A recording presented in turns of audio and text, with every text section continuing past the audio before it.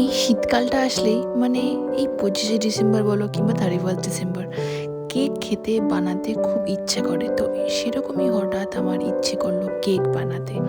তো তোমরা সবাই জানো প্রসেস, খুবই মিনিমাল জিনিস লাগে। 4টে ডিম দিয়েছিলাম, 1 কাপ চায়ের কাপে 1 কাপ চিনি, 1 কাপ তেল, মিক্সিতে করেছিলাম গ্রাইন্ড, পুরো একদম সেই স্মুদিস্ট স্ট্রাকচারটা কিন্তু হয়েছিল।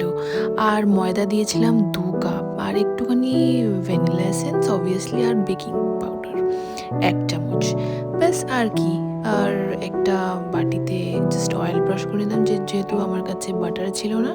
আর একটুখানি ভালো লাগবে বলে টেস্টের জন্য আমি একটুখানি গুঁড়ো দুধ দিয়েছিলাম। তোমরা দিতেও পারো, না দিতে পারো, অপশনাল। আর কাজু কিশমিশও দিতে পারো। আর আমি এখানে ব্লুবেরি দিয়েছিলাম। আর কি, ননস্টিকের কড়াইতে জাস্ট একটা স্ট্যান্ড দিয়ে আর বসিয়ে দিলাম। আর হ্যাঁ, একদম কোনো যেন ভেপার না বাইরে বেরোয়, সেই জন্য ওই জায়গাটাকে আমাকে কভার আপ করে দিয়েছিলাম। পরে ভিডিওতে আর নেওয়া হয়নি।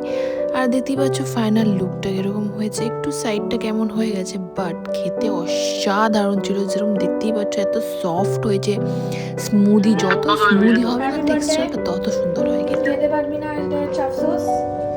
কেকটা তোকে সাক্ষী রেখে আমি কাটবো, কাটছি। Happy birthday to you, happy birthday to you, happy birthday dear মোটা হাতি, happy birthday to you. Soft হয়েছে। এই যে হ্যাপি বার্থডে না, খেয়ে নে, খেয়ে নে।